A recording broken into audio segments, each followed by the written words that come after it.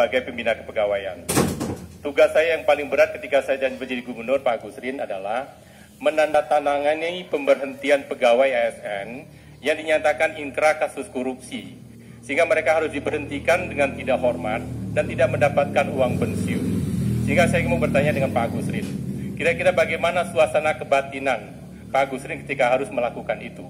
Kemudian yang kedua, tugas gubernur adalah membuat zona integritas agar bebas dari korupsi, yang dari waktu-waktu harus terus selalu melakukan pengawasan dan memberikan pengarahan, serta menjadi contoh bagi para pegawai untuk betul-betul bisa menjadi leader dalam rangka pemberantasan korupsi di Provinsi Bengkulu.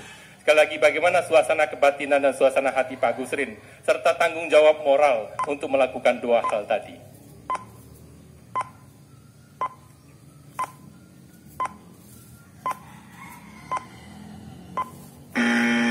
Kepada paslon nomor urut 3, dipersilakan menjawab.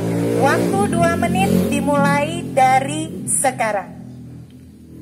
Bagi kita sebagai seorang pejabat itu, yang penting kita tahu bahwa apapun keputusan yang kita ambil, kita tidak merugikan negara, kita tidak mencuri uang negara, bahwa seandainya keputusan kita salah secara administratif untuk menolong rakyat, karena situasinya memang keputusan harus diambil, tidak masalah diambil selama itu untuk kepentingan rakyat.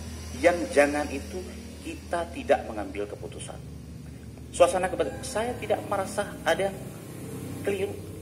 Keputusan yang saya ambil pada waktu itu tidak ada yang salah. Sampai hari ini saya tidak tahu salah saya apa. Karena keputusan saya adalah mengatasi persoalan rakyat. Pada waktu itu harga sawit tinggal 300 perak. Tidak mungkin saya biarkan. Saya harus cari jalan agar harga sawit naik. Dan alhamdulillah, semuanya bagus. Semuanya berhasil. Nah, saya sedikit sebenarnya mengingatkan Pak Gubernur. Kita itu harus bicara dari diri kita sendiri. Jangan dulu ke orang lain. Sebenarnya tidak baik untuk diungkap. Pada saat pemilihan Pak Wali Kota kemarin dulu, saya pertemukan Pak Gubernur sama Didi Wahyudi ketika Pak Gubernur mau melakukan mutasi camat, kepala lurahan di Bengkulu. Saya ketemukan Pak Gubernur di rumah saya dengan Didi Wahyudi. Pak Gubernur menerima uang kok pada waktu itu. Bagaimana sih bicara kayak begini? Nggak bagus lah membuka aib-aib yang tidak perlu seperti itu. Terima kasih.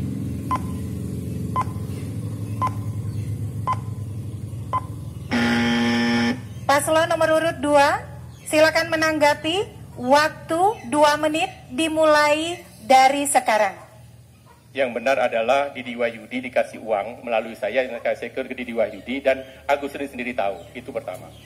Waktu itu untuk mendukung Didi Wahyudi dalam pencalonan, saya ada di situ. Uangnya 25 juta dikasihkan Agusrin, saya ada di tempat itu. Saya tidak pernah menerima uang sepeser pun dari beliau. Yang kedua, kasus korupsi Agusrin sangat terang benderang, di mana lebih dari 23 miliar uang Bengkulu pada waktu ditilep melalui rekening pribadi dari sumber pendapatan asli daerah. Ini sesuatu yang sangat naif, sangat jelas sekali korupsinya, dan nilainya sangat besar. Di samping itu pada zaman Agusrin, jangan selalu mengatakan pembelaan bahwa 580 miliar proyek mangkrak pada waktu itu karena perencanaan yang sangat salah dan tidak layak. Bukan saya sebagai gubernur tidak melanjutkan. Kalau program yang bagus seperti Pantai Panjang, saya akui yang membuka jalan Pantai Panjang adalah Pak Agusrin. Tapi kita lanjutkan karena program itu memang penuh manfaat dan betul-betul layak untuk kita teruskan. Maka zonasi pemanfaatan Pantai Panjang bisa dilihat perkembangannya sekarang. Tapi di sisi lain, contoh pabrik jarak, apa yang mau kita lanjutkan? Kalau batangnya saja tidak ada, pabriknya betul-betul fiktif. Kemudian yang kedua, pabrik Alsintan di kawasan Betungan. Pabrik kemudian semen di Seluma. Kemudian mangkraknya jembatan di Muara II. Pembuatan saluran di bawah PU Tower yang untuk mencari harta karun informasi dan sebagainya dan sebagainya. Saya kira itu adalah menguras uang Bengkulu. pada waktu dengan berbagai skenario multi-years yang mengakibatkan Bengkulu betul-betul terpuruk dari sisi keuangan, terpuruk dari sisi marwah dan nama baik, betul-betul porak-poranda kondisi produksi pada waktu itu. Kalau Pak Agus ini sampai mengatakan saya mengambil uang 25 juta, saya sumpahkan demi jiwa saya seluruh jiwa saya. Kalau pada waktu bukan Agus ini mengatakan kepada saya, kasihkan uang 25 juta ini kepada Didi Wahyudi untuk membantu dalam proses pemilihan kada. Saya betul-betul saya sumpahkan keselamatan dia dan keselamatan saya kalau bukan seperti itu kejadiannya. Terima kasih. Baik, kita